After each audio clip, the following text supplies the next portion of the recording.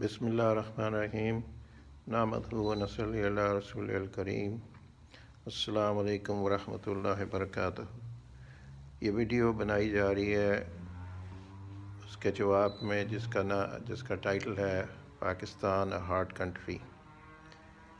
اگر آپ مسلم ممالک کو دیکھیں، سعودی عربیہ کو، الجیریا کو، مصر، Egypt, Syria, Lebanon, Morocco, Tunisia, Algeria, Jordan, یہ سب ممالک میں آپ دیکھیں گے کہ اس میں عرب ہیں، یمن، یہ سب عربی زبان بولنے والے لوگ ہیں۔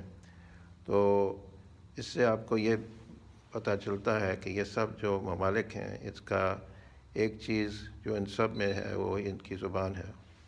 ترکی میں آپ چلے جائیں، ادھر سب ترک لوگ ہیں، زیادہ تر اکثریت۔ ملیشیا چلے جائیں، ادھر آپ دیکھیں گے ملے ہیں۔ انڈونیشیا آپ چلے جائیں، ادھر آپ دیکھیں گے کہ انڈونیشینز ہیں۔ مگر آپ جب پاکستان میں آتے ہیں تو آپ کیا دیکھتے ہیں؟ آپ پاکستان میں دیکھتے ہیں کہ ادھر پنجابی بھی ہیں، بلوچ بھی ہیں، سندھی بھی ہیں، کشمیری بھی ہیں، پٹھان بھی ہیں، اور شروع جب پاکستان بنا تھا تو بنگالی بھی تھے۔ تو یہ سوچنے کی بات ہے کہ یہ سب لوگ جو مختلف زبانیں بولتے ہیں، ان میں کون سی چیز ہے جو ایک ملک بن گیا تھا ان سب لوگوں کا؟ تو اس پہ ظاہر ہے کہ اس کا جواب یہی ہے کہ یہ سب لوگ سب مسلمان تھے اور مسلمان ہیں، اور اس لیے اسلام کی وجہ سے یہ سب کے سب مل کے انہوں نے ایک ملک بنا لیا تھا۔ جو بنگالی ہندو تھے وہ انڈیا میں چلے گئے، اور جو بنگالی مسلمان تھے وہ پاکستان میں آ گئے۔ جو پنجابی ہندو تھے یا سکھ تھے وہ انڈیا میں چلے گئے، اور جو پنجابی مسلمان تھے وہ پاکستان میں آ گئے۔ تو یہ چیز سب کے سامنے شروع سے ہے کہ پاکستان صرف وجود میں آیا کیونکہ یہ سب لوگ مسلمان تھے، اور ظاہر ہے کہ جب مسلمان تھے تو ان کی خواہش یہی تھی کہ ادھر پاکستان میں ایک اسلامی ملک ہوگا اور ادھر شریعت قائم کی جائے گی۔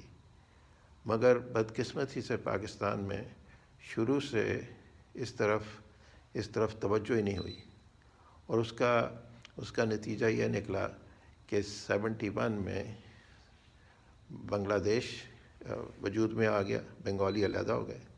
کیونکہ جس وجہ سے بنگالی پاکستان میں آئے تھے تو وہ تو چیز ختم ہو گئی تھی، اسلام تو ہے نہیں تھا، تو ان کا پاکستان میں رہنے کا جواز کوئی نہیں تھا۔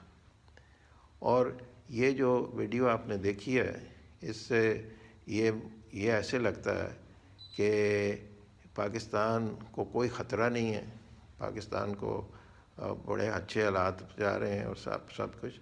پاکستان کا سب سے بڑا اثاثہ جو ہے اور تھا وہ ہے اسلام۔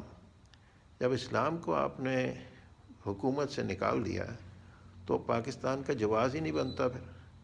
پھر تو انڈیا میں بھی مسلمان ہیں، ہر جگہ مسلمان موجود ہیں، ساری دنیا میں مسلمان ہیں، تو پاکستان بنانے کا پھر کیا جواز ہے؟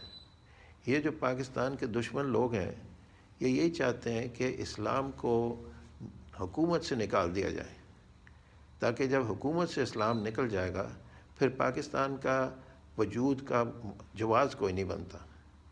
اور یہ سمجھنا کہ پاکستان بڑا ترقی کی طرف جا رہا ہے اسلام کے بغیر، یہ اپنے آپ کو دھوکہ دینے والی بات ہے۔ کیونکہ یہ جو لوگ اب موجودہ پاکستان میں ہیں، یہ پٹھان اور پنجابی اور سندھی اور بلوچ اور کشمیری وغیرہ، یہ سب لوگ کیوں اکٹھے ہوئے ہیں؟ ان میں کون سی چیز ہے جو ان کو ایک ملک بناتی ہے؟ دوسرے ملکوں میں تو آپ دیکھ لیں کہ اگر ادھر اسلام نہیں بھی ہے تو وہ پھر بھی چلتے رہتے ہیں ان کا، کیونکہ سب اب اگر جرمنی میں چلے جائیں، جرمنی میں کیا ہے، سارے لوگ جرمن زبان بولتے ہیں، ان کا کلچر ایک ہے۔ فرانس میں چلے جائیں، وہ سب لوگ فرینچ بولتے ہیں، ان کا کلچر ایک ہے۔ اب ادھر دین ہو یا نہ ہو ان کو فرق نہیں پڑتا، وہ سب کے سب اکٹھے ہیں کیونکہ ان کا کلچر ایک ہے، ان کی زبان ایک ہے۔ انگلینڈ میں چلے جائیں، ادھر بھی یہی بات ہے۔ اٹلی میں چلے جائیں، وہ ناروے، سویڈن، یہ سب جو ملک ہیں ان کا ایک ملک بننے کا وجہ کیا ہے؟ وجہ یہی ظاہر میں یہی وجہ ہے نا کہ یہ ان کا کلچر ایک ہے، ان کا سارا ہسٹری ایک ہے۔ مگر پاکستان کی ایک ملک بننے کی اس کا جواز کیا ہے؟ اس کا اگر آپ دیکھیں تو شروع میں جو پاکستان کے لیے لوگوں نے قربانی دی تھی، وہ اس لیے قربانی دی تھی نا کہ اس ملک میں ہم اسلام کو نافذ کریں گے۔ جو اتنے لوگ مر گئے، کٹ گئے، وہ کیوں اپنی ان کی زندگیاں برباد ہوئی؟ انڈیا سے کیوں لوگ آئے تھے ادھر؟ اگر انہوں نے اس طرح ہی رہنا تھا، اگر یہی کچھ کرنا تھا تو وہ انڈیا میں بھی کر سکتے تھے، انڈیا میں بھی مسلمان ہیں۔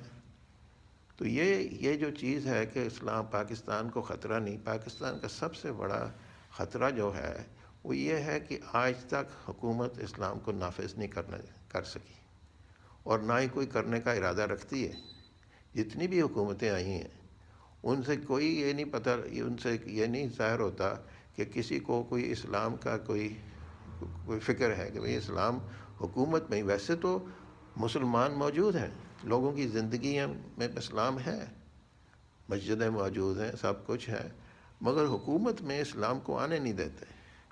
اور اس کی وجہ سے سارا پاکستان کی جو ہسٹری ہے، پاکستان کی ساری جو سسٹم ہے وہ خطرے میں ہے۔ اور اگر یہ اس طرح پہ چلتے رہے تو یہ تو اللہ ہی جانتا ہے کہ کتنا وقت اللہ نے دینا ہے۔ مگر یہ ایک قسم کی سمجھ لیں کہ اللہ کے ساتھ غداری ہے کہ لوگوں نے دعائیں مانگ کے پاکستان لیا، محنت کی، قربانیاں دیں، اور جب پاکستان اللہ نے دے دیا تو اس کے ساتھ اللہ کے ساتھ بغاوت کر دی کہ ہمیں اسلام نہیں چاہیے، ہمیں ملک چاہیے۔ تو اللہ کے ساتھ یہ دھوکہ بازی اور فریب کرنا یہ کس کا ہے؟ اب یہ ویڈیو جو آپ نے دیکھی ہے، اس میں تو یہ کوئی چیز بات ہی کہ پاکستان کا یہ اثاثہ ہے اور وہ ہے، اس سے تو کچھ پتہ ہی نہیں لگتا کہ اس پاکستان کا کوئی اسلام سے کوئی تعلق بھی ہے کہ نہیں۔ کہ پاکستان تو بڑا اچھا، ادھر بڑی ترقی ہو رہی ہے اور یہ ہو رہا ہے اور وہ ہو رہا ہے۔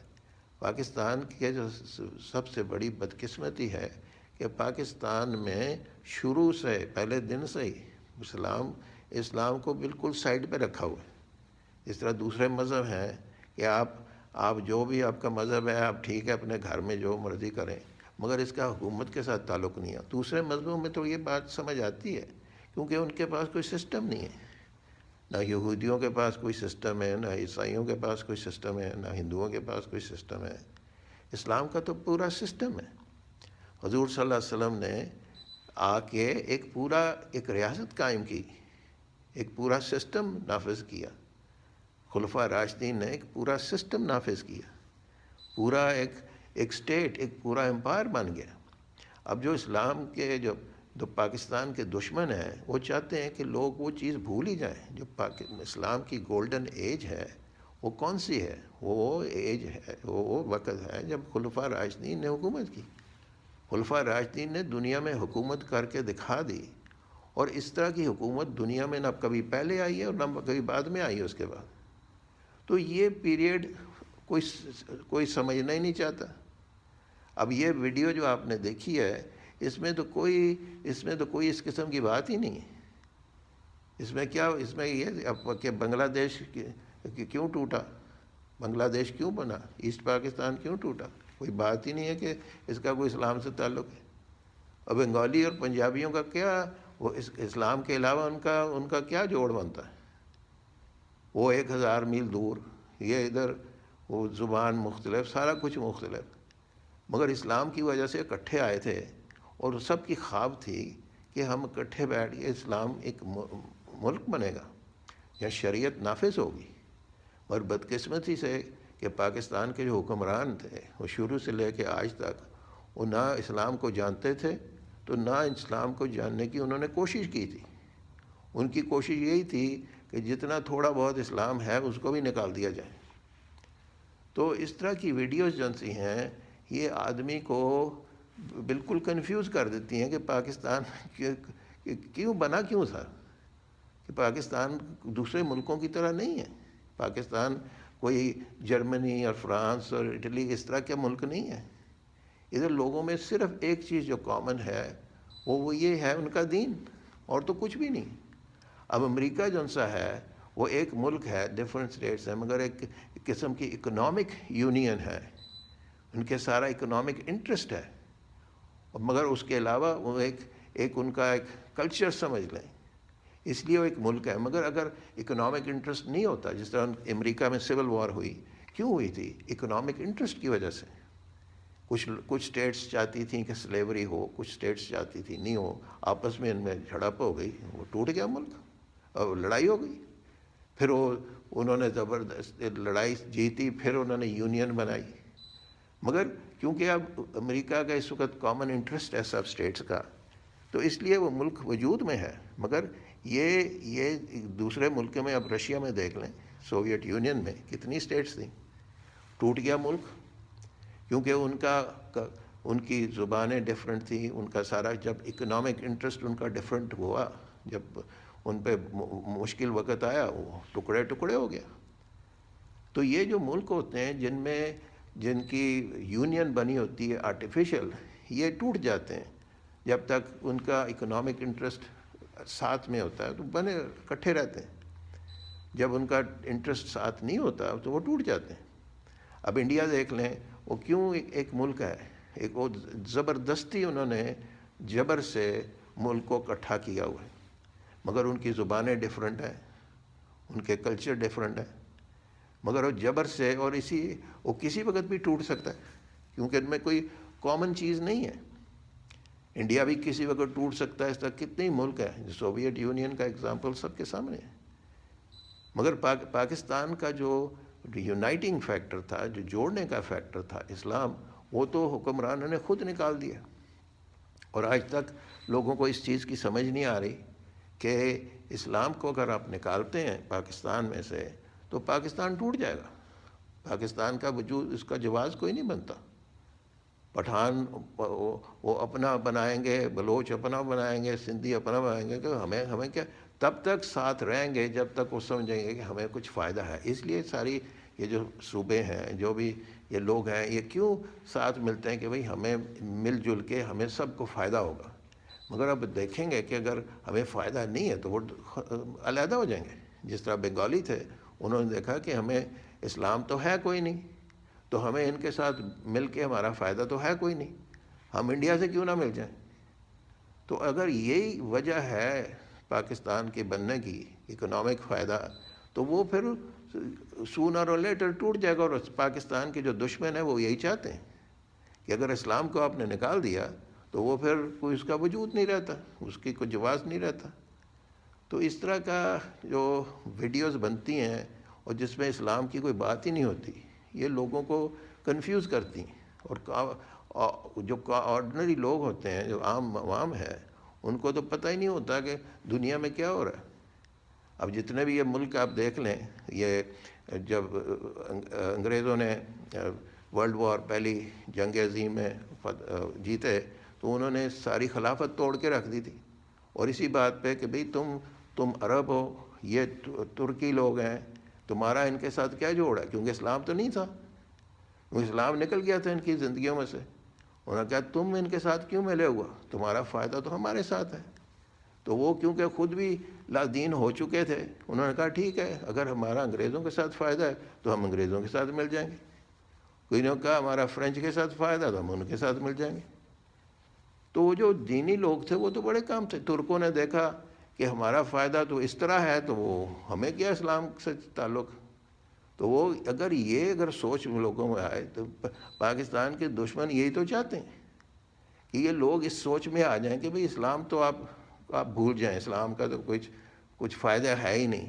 آپ اس طرف چلیں، ادھر دیکھیں فائدہ، آپ کا فائدہ امریکہ کے ساتھ ہے، رشیا کے ساتھ ہے، چائنا کے ساتھ ہے، ان کے ساتھ مل جائیں. تو بنگلہ دیش میں کیا ہوا تھا جب وہ سازش ہوئی تھی؟ تو بنگالیوں نے کچھ کہا کہ بھئی ہمیں تو انڈیا سپورٹ کرتا ہے، ہم نے پاکستان سے کیا لینا ہے، یہ تو ہمارے زیادہ دوست ہیں. تو کیونکہ اسلام ہے ہی نہیں تھا ادھر، تو نہ ادھر تھا تو نہ ادھر تھا، تو وہ انڈیا کے ساتھ مل گئے. تو پھر جبر سے کوشش کی کہ یہ پاکستان بچ جائے، نہیں بچ سکا. تو پھر اگر آپ اسلام کو نکال دیتے ہیں تو پھر تو ہر طبقہ، ہر صوبہ وہ دیکھے گا کہ میرا فائدہ کس کے ساتھ ہے۔ اگر وہ سمجھیں گے ہمارا فائدہ انڈیا کے ساتھ ہے۔ اب افغانستان میں کیا ہوا؟ افغانستان میں انڈیا کا اتنا دخل کیوں ہے؟ کیونکہ ادھر اسلام جو ہے بڑا کمزور قسم کا ہے، وہ کہتے ہیں ہمارا انڈیا کے ساتھ زیادہ فائدہ ہے، ہم انڈیا کے ساتھ مل جاتے ہیں۔ تو یہ تو بڑی خطرناک سوچ ہے۔ تو اللہ کرے کہ یہ پاکستانیوں کو چیز کی سمجھ آ جائے کہ اگر یہ اسلام کو نکال دیتے ہیں تو پھر تو تباہی کے علاوہ کچھ بھی نہیں۔ اور 73 سال میں ابھی تک یہ چیز سمجھ نہیں آ رہی، اور یہ میڈیا میں جو لوگ ہیں وہ بھی لوگوں کو کنفیوز کر رہے ہیں، ان کو بھی سمجھ نہیں آ رہی کہ یہ پاکستان کی جڑیں کاٹ رہے ہیں۔ اگر پاکستان کو دیکھنا چاہتے ہیں کہ یہ ترقی کرے اور سیدھے راستے ہو چاہے، تو اس کو چاہیے کہ یہ سیدھی طرح اسلام کی طرف آئیں اور لوگوں کو تربیت دیں کہ حضور صلی اللہ علیہ وسلم کا جو اسلام ہے وہ آج بھی دنیا میں موجود ہے، اس کو عمل میں لانا ہے۔ قرآن بھی موجود ہے، حدیث سنت سب کچھ موجود ہے، اس کو صرف عمل میں لانا ہے اور پھر اس کے رزلٹ نکلیں گے۔ تو یہ جو بات ہوتی ہے کہ جی اکنامک ڈیولپمنٹ ہو رہی ہے اور وہ ہو رہا ہے، یہ سوچ تو دوسروں کی ہے۔ پاکستان تو اس وجہ سے آیا ہی نہیں تھا۔ پاکستان میں جتنے بھی لوگ جمع ہوئے تھے ان کا مقصد صرف ایک تھا، اور وہ یہ تھا کہ مسلمان جب اکٹھے ہوں گے تو ایک اسلامی ریاست بنے گی۔ اس وقت اسلامی ریاست صرف نام کی ہے، اس کی حقیقت کوئی نہیں۔ تو اللہ کرے یہ چیز کی سمجھ آ جائے۔ وآخر دعوانا ان الحمدللہ رب العالمین۔